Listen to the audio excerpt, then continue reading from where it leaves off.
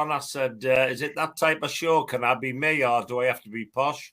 Oh no, you can be you. You can be you. But thank you for joining on the show. Of course, this show that this is going to go out on is all about Wembley and the build up to that. Mm-hmm. And obviously, did you actually get to manage referee at Wembley, or was it at the Millennium Stadium? I refereed the FA Cup final at the Millennium, but I refereed the trophy final at Wembley the day before. 1997. It was the day before Borough played. The day after Borough played Chelsea, and I was fourth official there for a few games. Yeah, that must have been after the Chelsea one. Was that the Roberto? Yeah. Well, 50 seconds of believing we were going to win the FA Cup, and then it all went wrong. So did it take you 50 seconds and arrange to book someone the next day? No, but I did end up sending someone off in extra time. It was Woking versus Dagenham and Redbridge. Would that have been, was Clive Walker still playing then? I don't think so. Steve Foster, who later on came to play at Darlington, he played in it that day, but it's a long time ago. I can't remember what happened last week, let alone 25 years ago. See now, now. Yeah. Have you any idea how many grounds you refereed at, Jeff?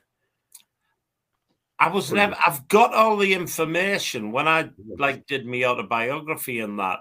I've got a book where the basic details of every game I ever did, but I was never one for totting things up individually like that. So, I mean, there's sometimes when you're talking about how many grounds have you been to, either as a fan or as a referee or linesman.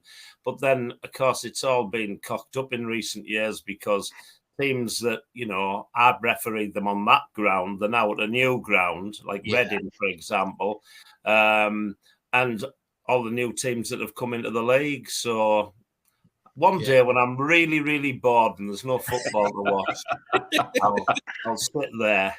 You must have had some favourites. Yeah, apart from the Riverside, don't be biased here. There must have been one or two you quite enjoyed. Oh yeah, I mean, it's the same as players. I always like it when they give you the stats and they sort of tell you the player who scored, every time he played against West Ham or some fact like that.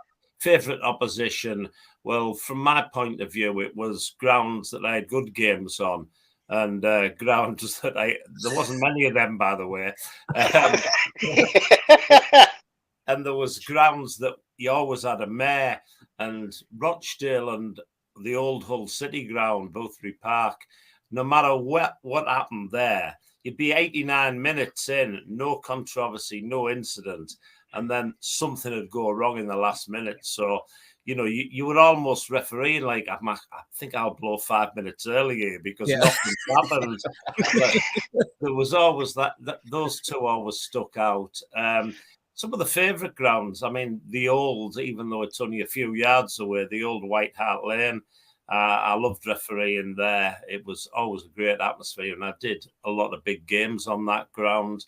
And I did used to like visiting Liverpool in the days when they didn't boo the national anthem. So refereeing at Anfield and Goodison was special. Some of the newer grounds now, even St. James's Park has retained the noise and the atmosphere. But I went to Liverpool last season to watch Rangers in the Champions League, and the way these grounds have got bigger and higher, they've lost a little bit of the atmosphere. There's no roof for the noise to sort of reverberate round. So I think you even get that in non-league as well with these newer grounds where they're all kind of uniform with like the prefab type of stands that are built now. It doesn't have the atmosphere of what a non-league ground has either. No. It's great for the clubs, but it just loses that little bit of romance. Your ground was the most famous one for that because you could never get your head around being at the International Stadium. I've been there for athletics and the noise and the atmosphere. But, when you've got, I think the last time I was there, I came up to watch the FA Cup replay Gateshead versus Mask. And, you know, I mean, there was a decent crowd because I think Mask brought about 500 or 600. Yeah, it was a good night. But there was still only about 1,200. And when you've got 1,200 in the main stand and then you're just looking out onto that vast emptiness, it's difficult for the players. It's difficult for everybody, you know, to get a real good atmosphere going. Yeah, it is, but we try our best. We try our best. But you're at that Well, game. you're not doing that bad this season, are you? Oh yeah, it's doing all right this year. But I mean, see, you mentioned that Mask game, and that was a hell of a game, wasn't it? It was a real war of attrition. Who was going to make the first slip to hand the game to either side? But I mean, Mask I took my hat off on commentary to them. They were a fantastic side that night. Well, I mean, to be quite honest with you, I work at Middlesbrough home games, or most of the home games on the hospitality side. I'm a season ticket holder up at Ibrox, so I'm up there a heck of a lot. But as much as anything, I've got to be honest with you, I go to Stockton Town, I go to Redcar Athletic, and Darlington, Hartlepool, who will be non-league next season. And, you know, at the lower level, at the non-league level, I find it more enjoyable. I find it a better day out. You know, fans are not bossed around. You've got a city, you've got to stand there. If somebody wants to have a beer, they can have a beer. And it's a much better atmosphere than, you know, going to the big games, as they call them. I think it's like non-league football, isn't it? You know, that's the appeal for some people, isn't it? You know, they do like that. And kind of held some of that nostalgia that was from football from years ago, where it was go and have a pint. Maybe you could go to a different part of the ground for, you know, go in a different turnstile if you wanted, whereas now you've got a designated seat. It's still kind of got that old football feel, hasn't it?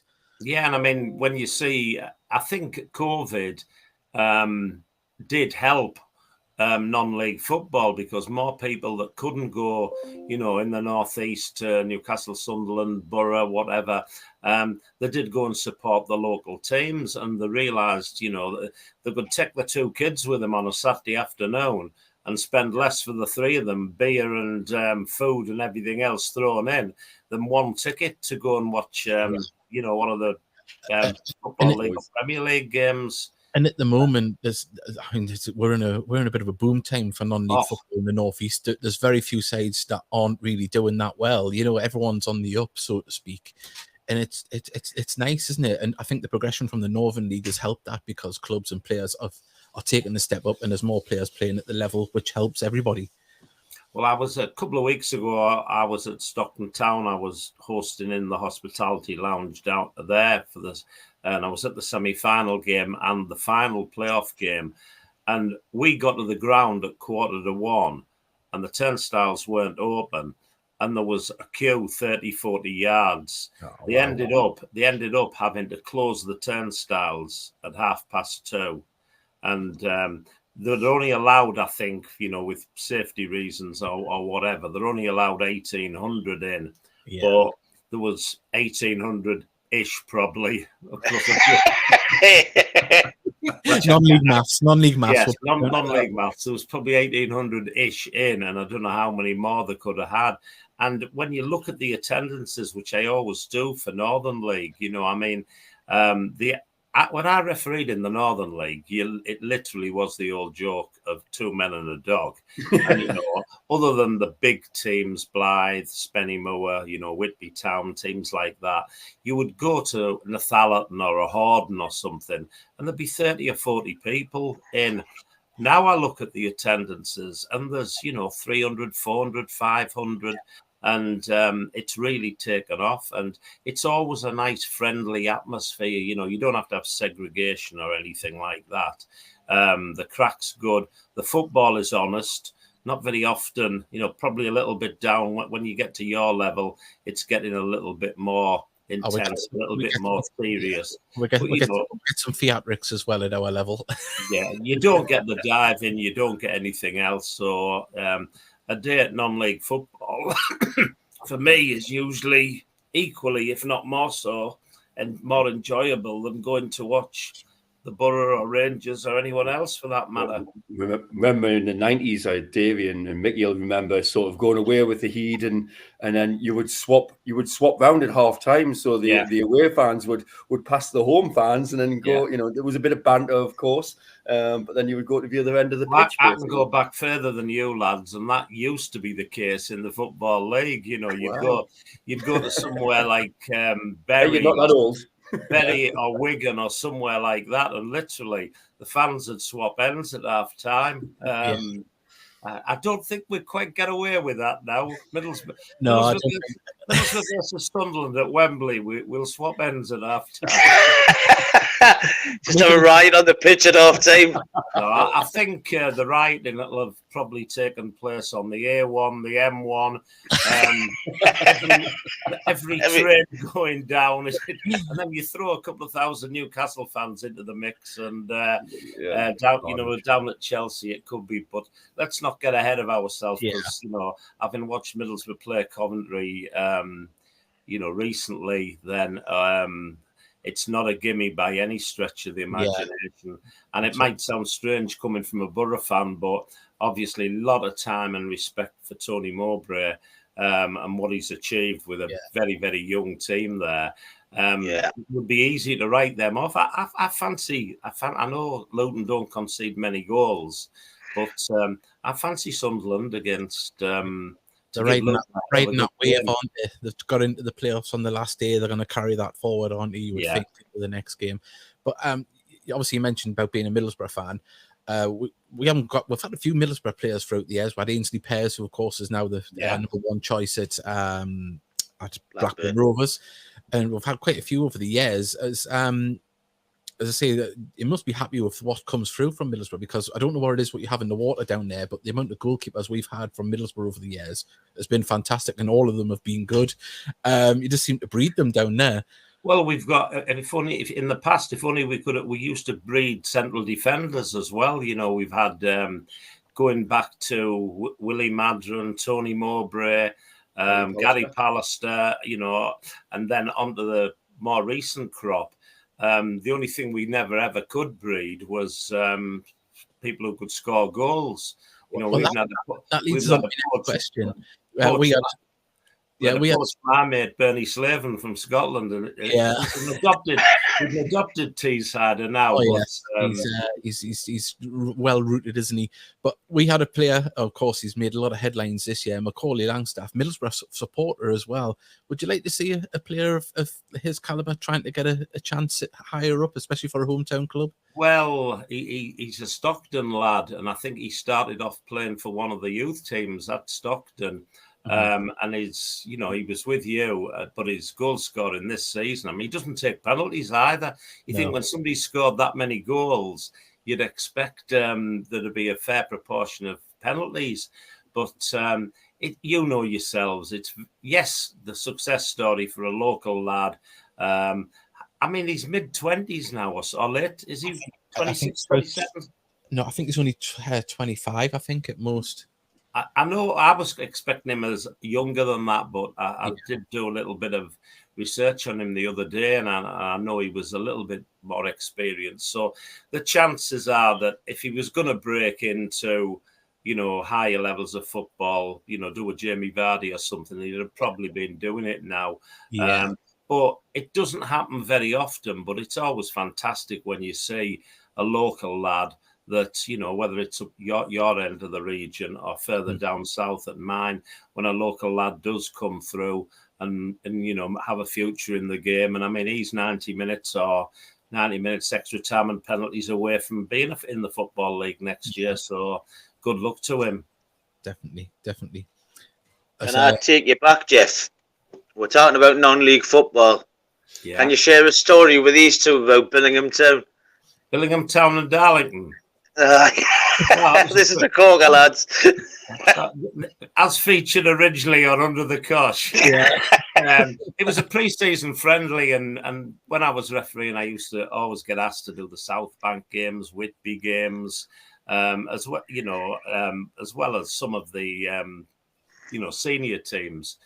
But Billingham Town, the Tommy Donnelly, who was a legend at Billingham Town secretary and everything for many a long year. He always used to say, Jeff, we'll get you down to do a friendly. And they used to tend to play. They had a sort of a ground sharing agreement with Hartlepool. Hartlepool Reserves used to play there or something like that. And they'd usually play Hartlepool. And one year they played Darlington. Well, you can imagine Darlington are playing just down the road at Billingham. There was sort of 1,500, 2,000 Darlington fans had come to the game. So it would set the non-league club up in finances for the rest of the season. So we're doing this game, and about half an hour in, you get the old tummy twinge, and I'm thinking, God, I need the loo. And I looked at my watch. We've been playing 25 minutes. And I thought, nah, and it goes off, doesn't it? I know it's a lovely subject. I hope you've not just had your tea. You get to the point, and then it goes off a little, and I'm looking at my watch. We've been playing 32 minutes. And I thought, hang on a minute, this isn't looking good. So there's an injury. So I've ran across to the near stand side, and I've got, as you usually do on these pre-season games, you've got a couple of younger lads on the line for you to get them a bit of experience. And I've just said to one of the linesmen, Ira, and I've given him the whistle, and I've took his flag off him. And he said, what's going on? I said, go on, this is easy enough. This, you go out and do, you referee the rest of the first half. And then instead of me going on the line, I've gone straight down the tunnel into the referee's changing room, opened the bathroom door, and got rid of me dodgy. I've come back out. The game's getting a bit feisty, so when the balls come over, I've swapped the flag and the whistle and gone back on. As we're coming off at half time, the landlord said, what was that all about? I said, my bootlace had snapped. He said, I said, my bootlace had snapped. And I said, you know what it's like bending down, trying to tie a knot? I said, you can't be doing that. You're delaying the game. The fans are going to be going mad.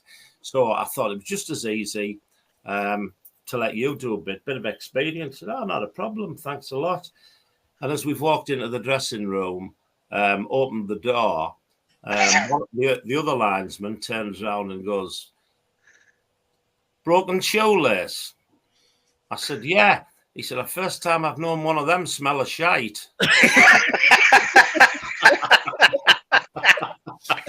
So, but that was a story, you know, people always say about what happens if a player wants to, or a ref or someone wants to come to loo during the game. Well, I mean, there's always a queue before the game, and the smaller the ground, the non-league grounds, we're not talking about palatial settings. Yeah. I mean, Bradford City was the worst.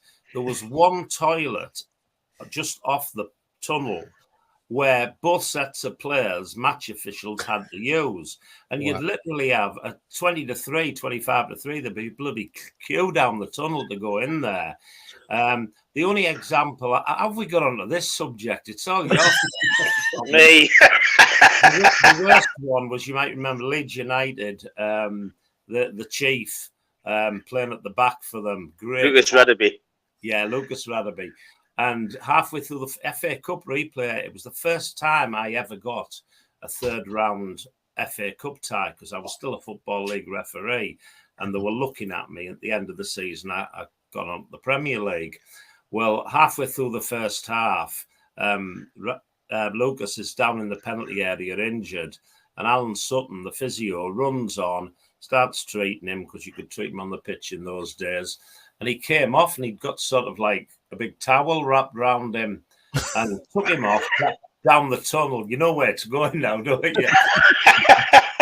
The end of the game, Alan Sutton came in to see us, and he says, you know what happened to the chief, don't you? He said, he was a bit touch and go before the game, and he's got out there and had an accident, was the polite way to put it. If you're going to have an accident, do it in a Newcastle strip. Don't do it in a Leeds United strip.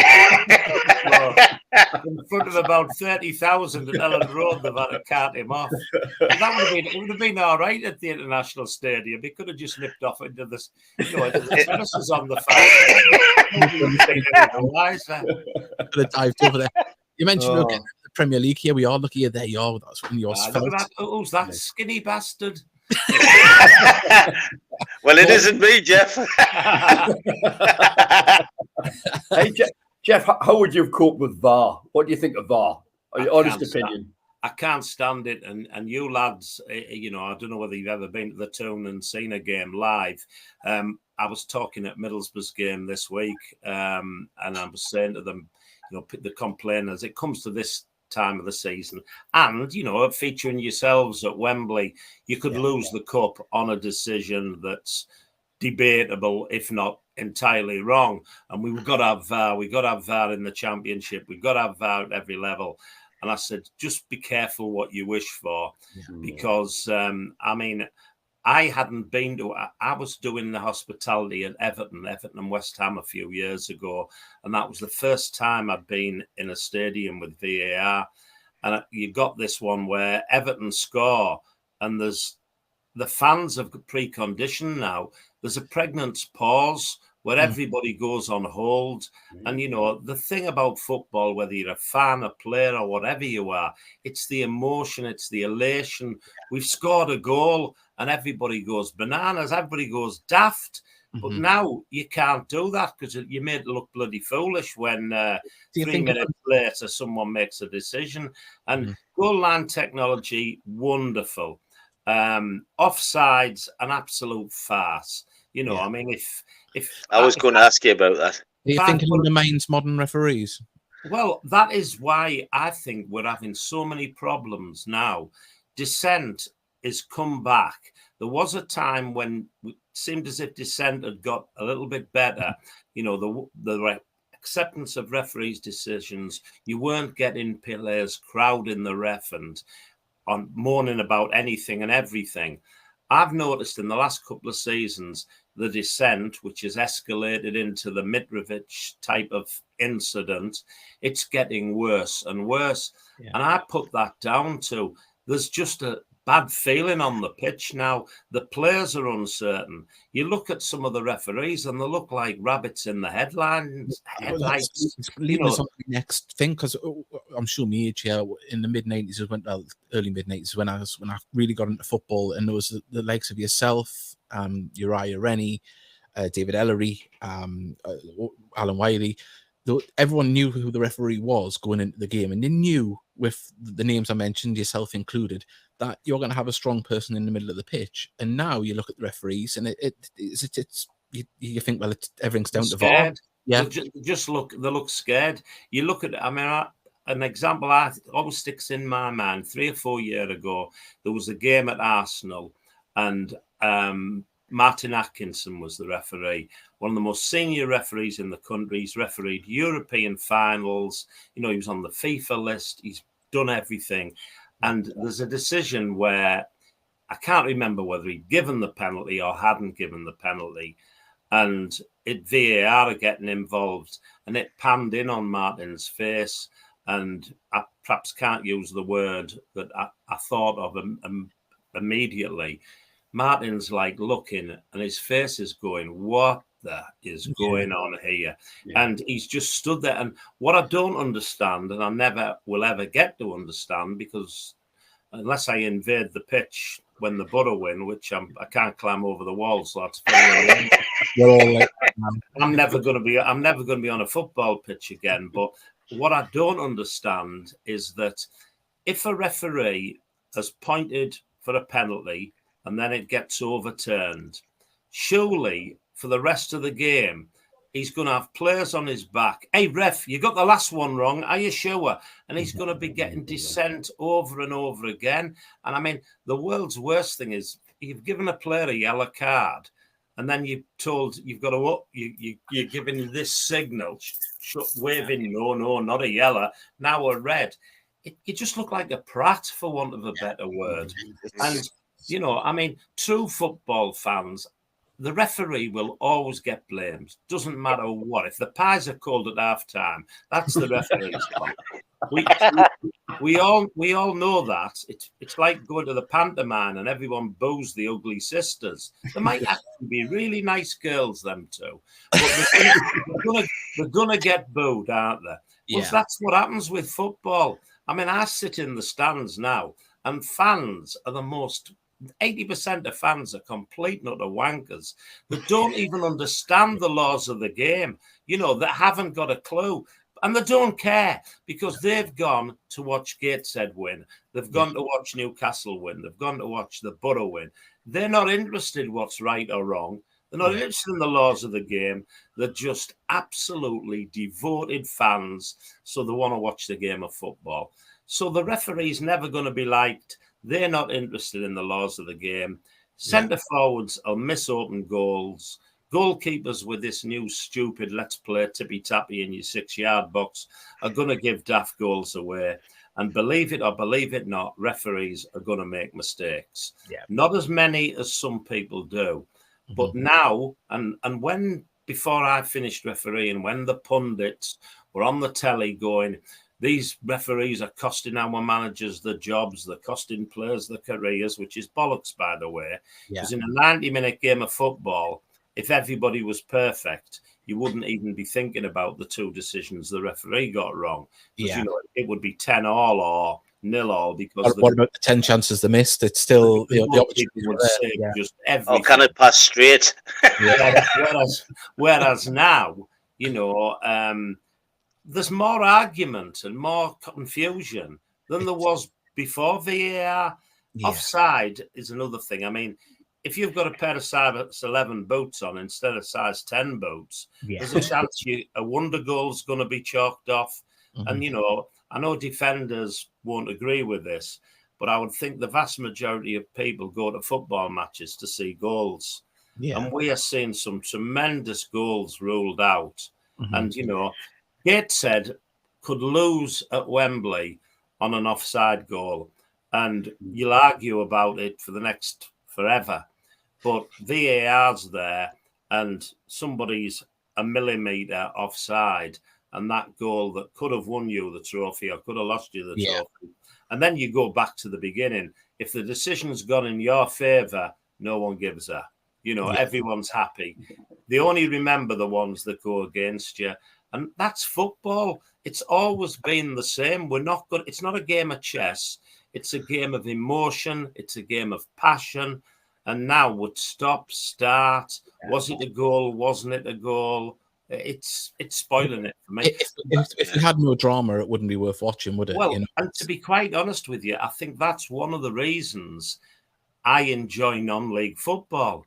Because you can go to the match, you can have a bit of banter, you can have, you know, have your disagreements on what people turn around to me and they said, was that a penalty, Jeff? And I said, when I was 10 yards away from it, I couldn't always get it right. I'm 80 yards away from it, sat in the back of the stand. How the bloody hell do I know whether it was a penalty or not? But we have the conversation, we have the crack.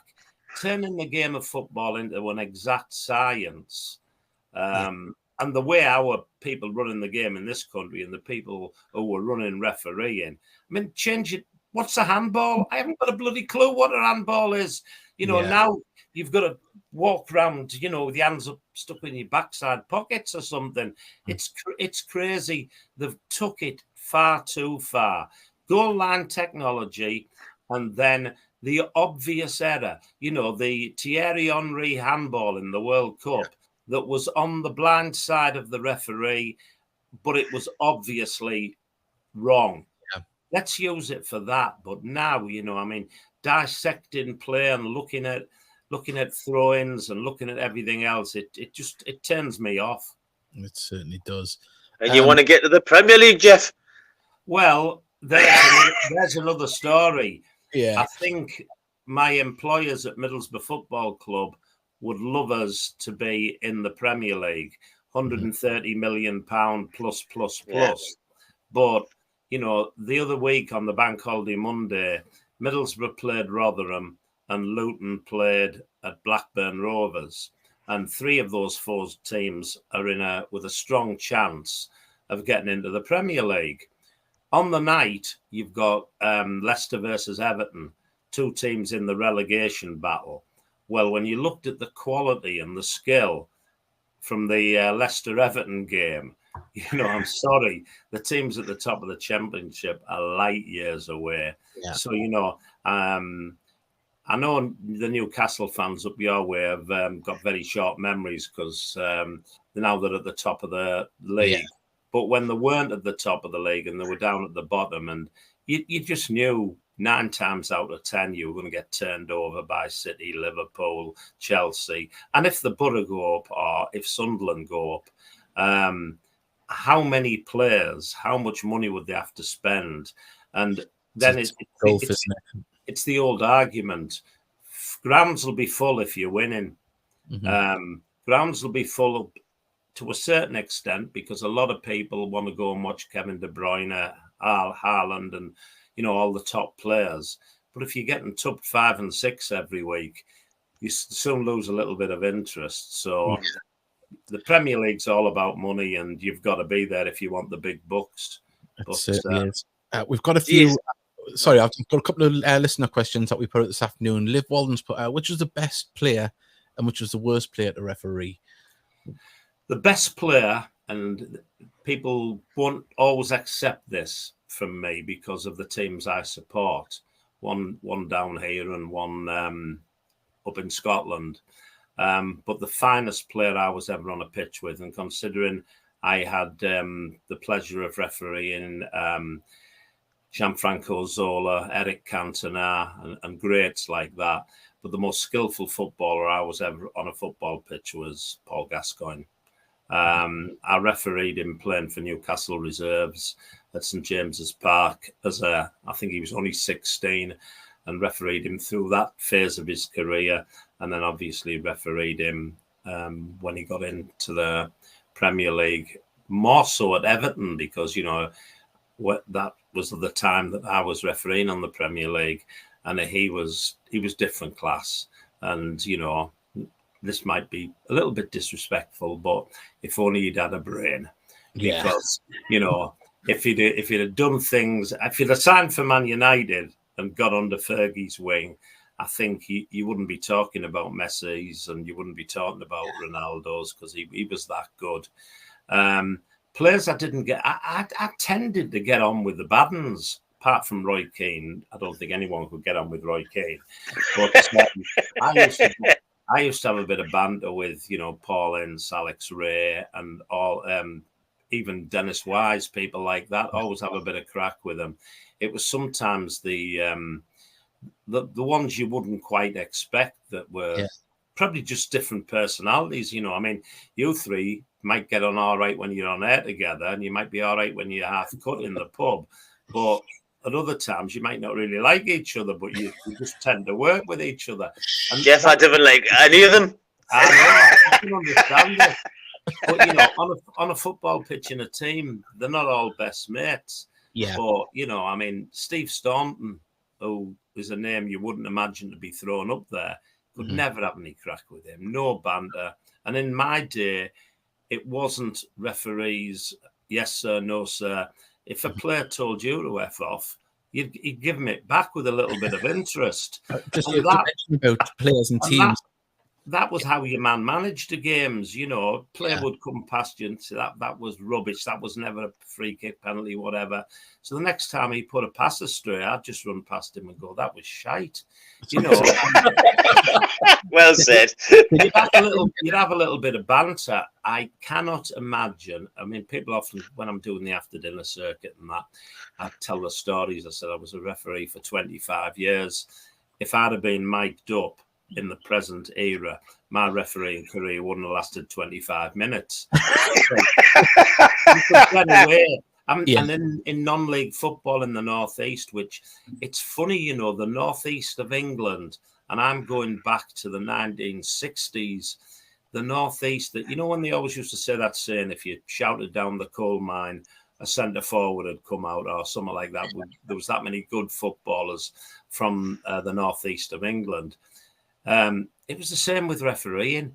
you know, we go back to Kevin Howley, Pat Partridge, Peter Willis, George Courtney, and then, you know, I could keep on going. I don't want to be disrespectful and miss anyone out. But then you come through to the more recent generation. At the moment, you've got Michael Oliver.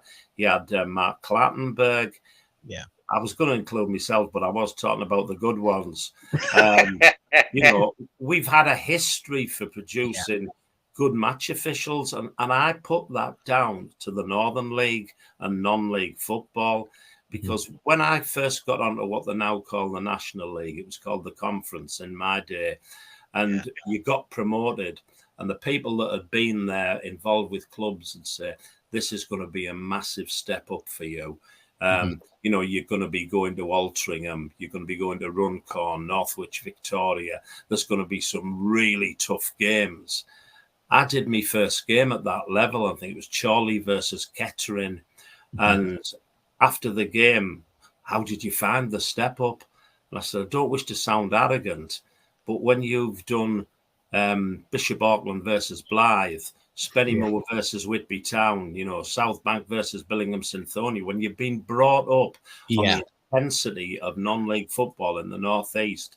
And I've said to this day, that's why we in this part of the country did produce so many top referees, because from a very early stage in your career, you were refereeing competitive, even Sunday football, because a lot of the Northern League players before contracts and that, they'd be down our way. We used to have Billingham Cons versus Telstar in the Teesborough Sunday League, and we'd have 1,500 there watching them when they played, because it was like 20 Northern League players were playing on a Sunday morning, and it's what gave referees the experience, the confidence, and more importantly, they didn't like yellow cards.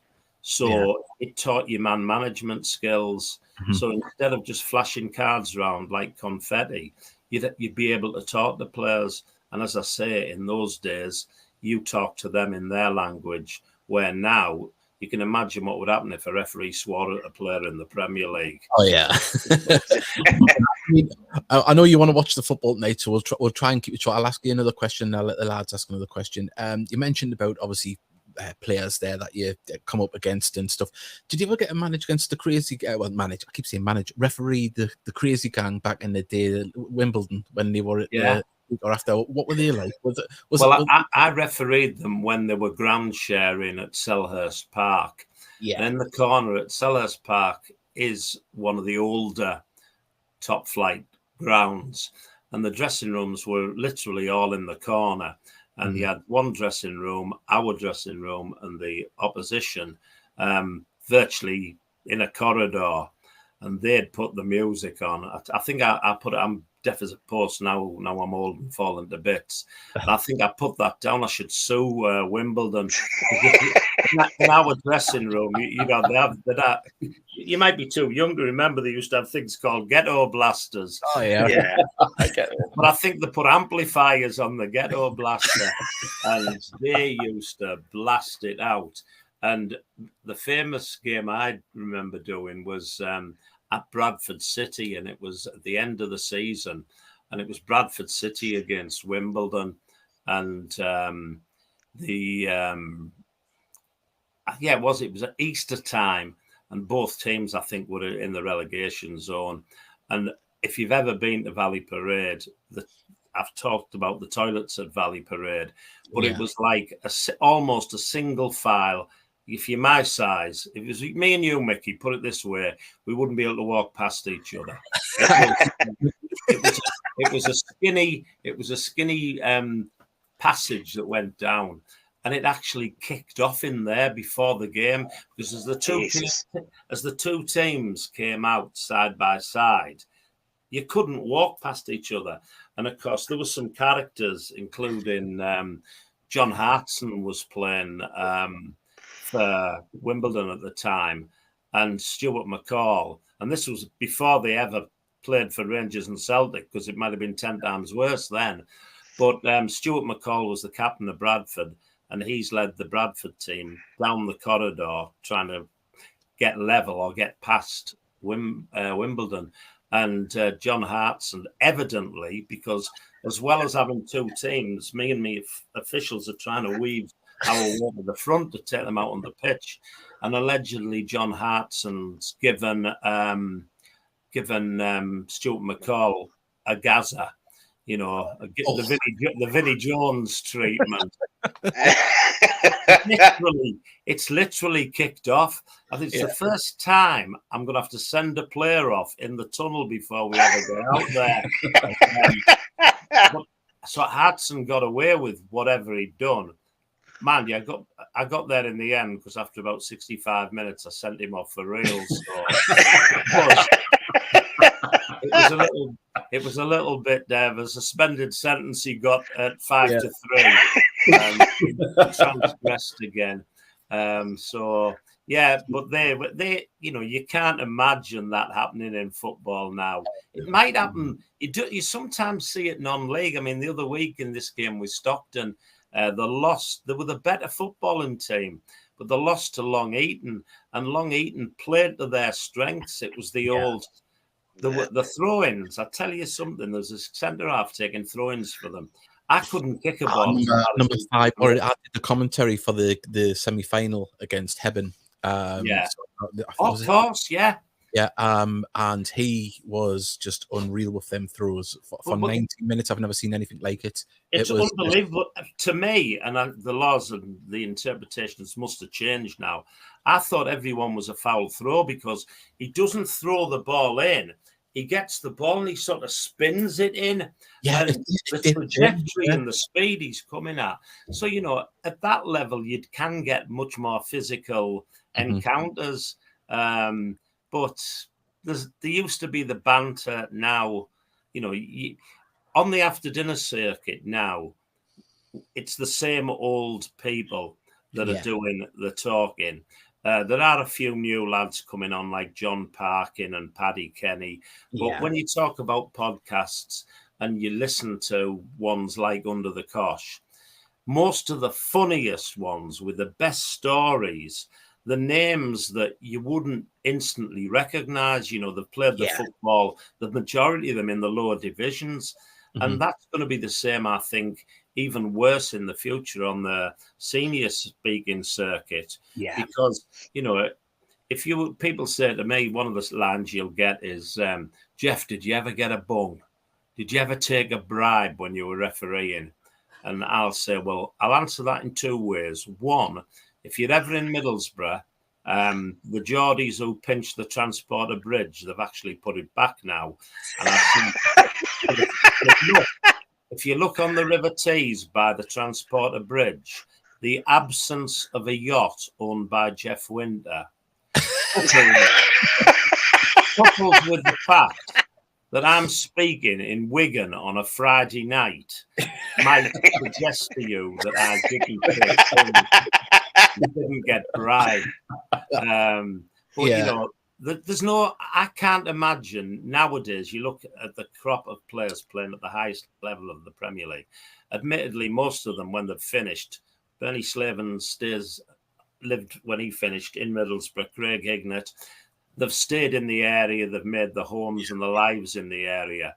When the majority of the foreign players have made their multi-millions, they're back off to sunny Spain or Brazil, aren't they?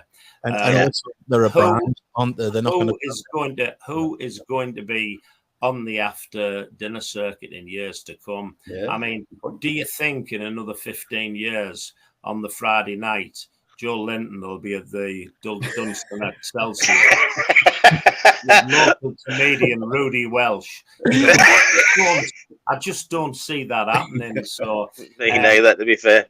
Well, I mean, you lads, you'll go home and you'll see your granddads and your dads and you go, oh, God, doesn't he go on? Well, I'm at that age now where I've turned into the granddad. And the good old days, we got paid nothing, and it's all about money. I mean, I'm pally with a lot of the former professional footballers from down my part of the world here. And they earned, even great players like, Gary Pallister, who was at Man United, he earned very good money. But nothing like what they're getting now. And it's the same with the match officials. You know, at every level of football. I was thinking if I could find a kit that fit me, I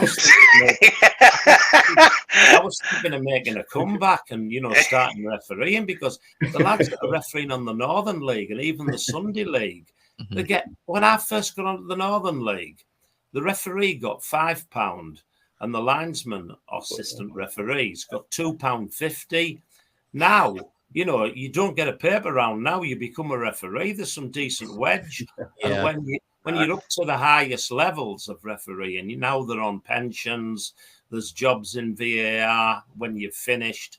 It's a job for life and serious tatty. But did they have as much fun and the crack that we used to have? Maybe they've got the yachts near the transporter that I haven't got. Has Mark Clattenburg got something on the quayside? Is there a big, I don't know. The lads have got more money in the game now, both playing and refereeing. But I think we had the good times, the good days, the bit of banter. So Jeff, just before you go, you talked about obviously the grounds, you talked about players. Was there any pundits? Was there any pundits who were just like always having a go at you or something? You thought, oh God, it's him again. You know, he's having a go at us. So most of them, it didn't bother me because they hadn't got a clue what they were talking about. I mean, punditry in the older days of punditry, you know, the Mark Lawrensons and people like that were on the telly. They were in a different world, and they're the ones, that generation, responsible for VAR. Because they'd go on there on a Saturday night, this referee's costing the manager the job, like I said earlier, that was wrong. And half the time, you know, I have gone through more televisions in my life than I have wives. I'm telling you. I have quoted more televisions because of some pundit talking absolute crap that they don't even know the laws of the game. Now, you know, and you know, some of these pundits were former international footballers. So brilliant footballers got to the highest level, but they don't know the laws of the game. Now, whether the referee's right or wrong, he does have to stick to those laws of the game. And let's be honest, some of them are stupid, ridiculous, but that's the job. They've got to stick to them. And no, I wasn't that keen on a fair few pundits. There's just one question I'd like to ask you, Jeff. When you're watching football, can you switch off as a referee, or does everyone ask your opinion? Well, I can switch off, but the tossers sat round me can't. Because some referee 50 yards away down on the pitch that makes a decision, people will turn around to me. And as I said earlier, they'll turn around to me and they'll go, was that a penalty? Or they'll say, he got that wrong. And if I am stupid, which as you found out tonight, I most definitely am, I say anything in any way, shape or form to suggest that the referee just might have been right, you then get, you're all the same, you lot. Yeah. And there is, fortunately at Middlesbrough, because I'm working for the club, I am in the hospitality area. But when I go to away games with the Borough, then I just sat behind the goal with the lads. At Rangers, when I'm watching Rangers, I'm in amongst. But where I sit when my season ticket is, everyone knows me and I give as good as I take. Yeah. But there is the nasty side of football now where everybody wants somebody to have a go at, you know, because we've got a world full of experts, whether we're talking about COVID, politics, whatever. Everybody knows everything nowadays. And that coupled with copious amounts of alcohol, some people do just turn and he was a referee, him, and you're looking. It does help sometimes being my size, but you are looking and thinking, he's going to punch me because the referee on the pitch has given a penalty against our team. They forget that, by the way, I'm actually supporting the same team. Yeah. But that's the way it is. And if you sat here, I mean, if we were talking about a Gateshead game last night that I was at, and you asked me my opinion on decisions or the referee or one thing or another. We could sit and have a debate and talk about it. My point of view. You might not agree with me, but we're not going to fall out. We're just going to have a discussion. In the heat of an alcohol-fueled football stadium, when people are full of you know what, and I don't mean beer, another four-lettered word, they're absolutely full of it. They're just looking to lash out. I mean, I was at the Scottish League Cup final, and one of my own, a Rangers fan, and I mean, God knows what it would have done to someone's head. He came out at the end of the game and he was punching the light fittings that are on. So presumably, and it just so wound up about football. Now, I can go and watch. It was a rather long answer to your question, but I can go and watch a game of football and want my team to win. But now, when, you know, I used to kick the cat when I came home. Now, you know, I'm going to Coventry for the first leg of the Borough game. And if we get turned over 5-0, once we're out and in the car and coming home, or I'm coming back from Ibrox and you've lost to Celtic and you're going to be in the car for 3.5 hours, the game's gone. And I'll talk about it, but I don't now get as upset as I did 40, 50 years ago. But when I'm watching a game, I will look when the ball hits the net and we're in a ground. If I was at Gateshead and we haven't got VAR to worry about, when the ball hits the back of the net, I just have a quick glance at the lineout to see if he's got his flag up. That's like an inbuilt reaction. And I still watch the game, support my team, but probably in a more balanced way than the average fan. Because, as I said earlier, the average fan couldn't give a shit about what's right and wrong, what the laws of the game are. He just wants to see his team win and expects every decision to go their way. I certainly do. Do you think local referees come to see different clubs before at the start of a season would kind of bring the flames down on referees? What do you mean? Talking? Because we had a referee. I don't know if you know, it was in the Graham Miller years ago. He come into a supporters club meeting because our fans were going mad with the referees. Was it Graham Miller or Nigel Miller? Graham Miller, I think it was, or Nigel. He was from Blythe. All right, no, I was thinking of Nigel Miller, who was from Durham.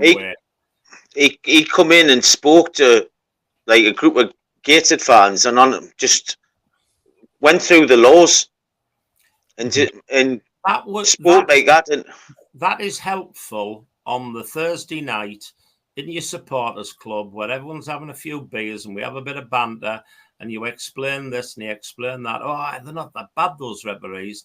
Go forward 48 hours to Saturday afternoon at 3:00 when the all changes. Gives a penalty against Gateshead, and you change. And that, it doesn't matter who you are or what you are, that is never, ever going to change. Well, it's always the referee's fault if you get beat, isn't it? Of course it is. Let's say I've got two very quick questions because I know you want to watch the football, Nate. We've had you on longer than one. Don't worry about it. Obviously, say you have refereed at Gateshead. Have you got any memories of the games? Was anything ever eventful, or was it just an easy ride with us Gateshead fans? I refereed Gateshead in a. It was, I think it was an FA. It's ironic you're going there again. It was either the trophy or the FA Cup, a replay, and one of the lads absolutely took out one of your players, and I think that was my quickest ever caution in football at any level. I had one in the book after 25 seconds.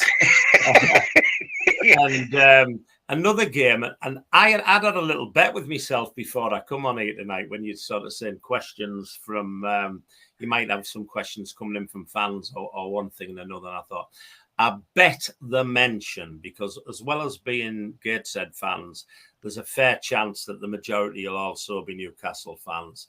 And I bet I'm going to get the question. No, are you a Mackham? I'm a Mackham.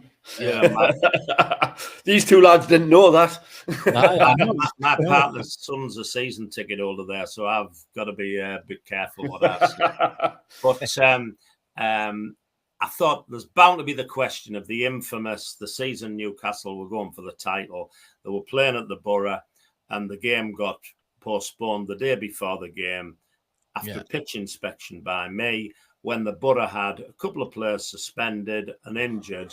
And then when the game was replayed, the Borough, against all odds, Borough beat them. Yeah. Newcastle didn't win the title, and that was all down to this smoggy bar steward.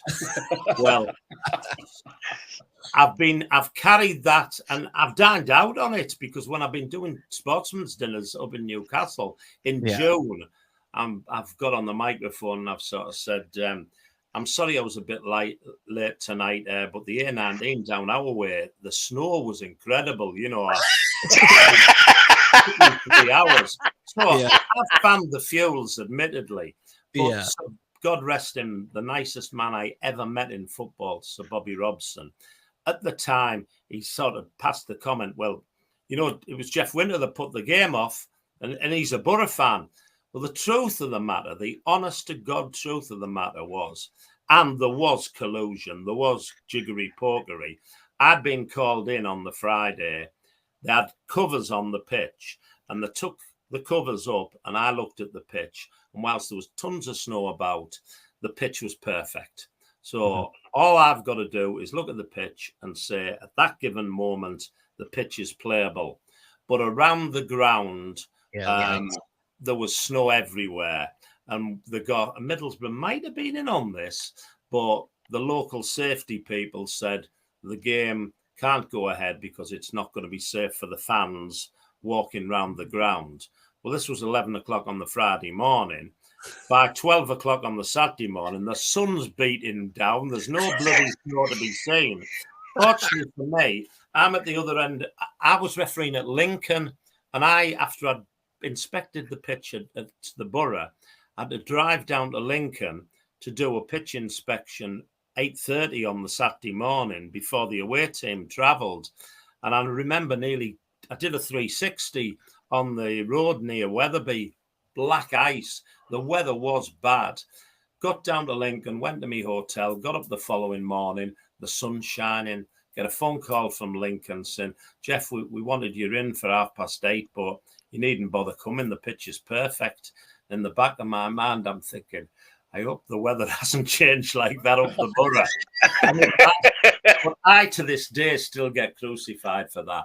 So I've got this hating the Geordies, hating Newcastle, hating the Mackhams, hating Sunderland sort of reputation because I'm a smoggy.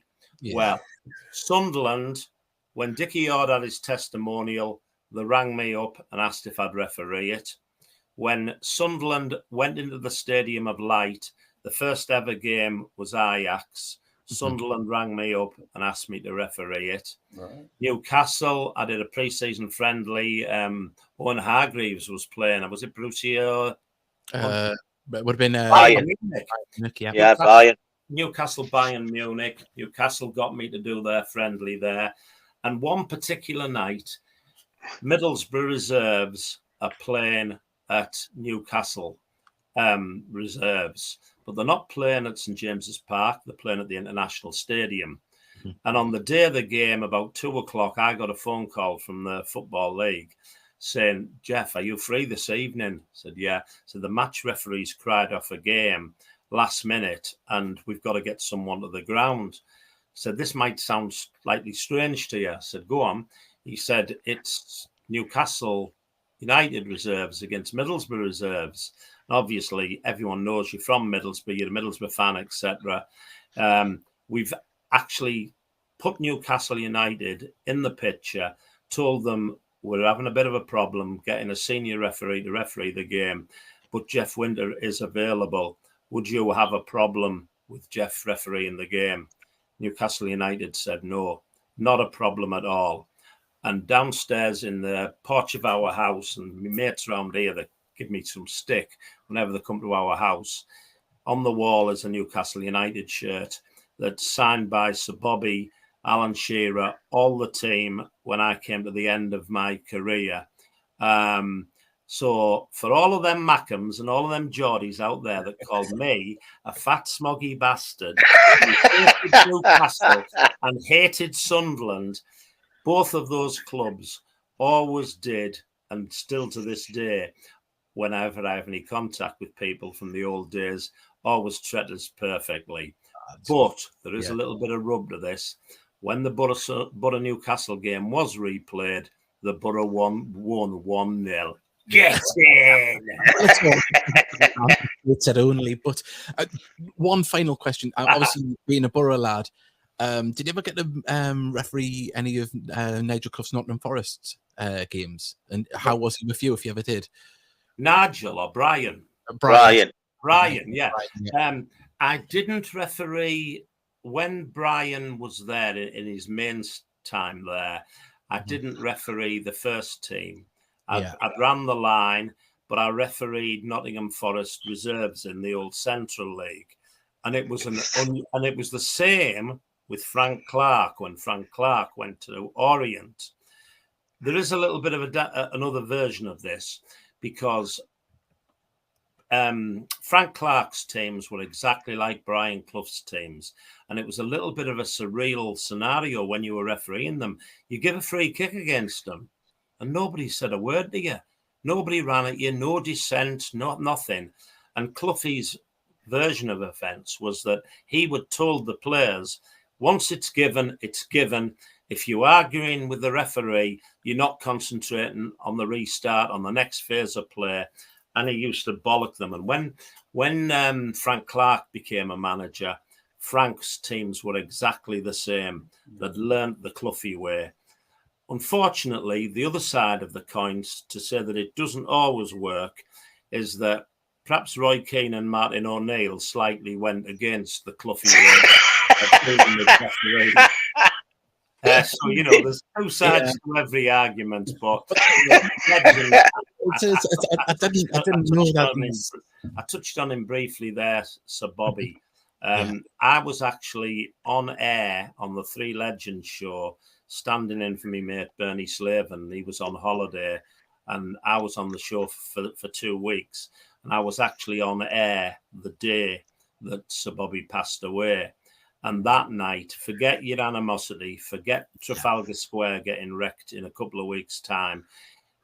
The one common denominator was there was Newcastle, Sunderland and Borough fans all phoning in. That man was unbelievable.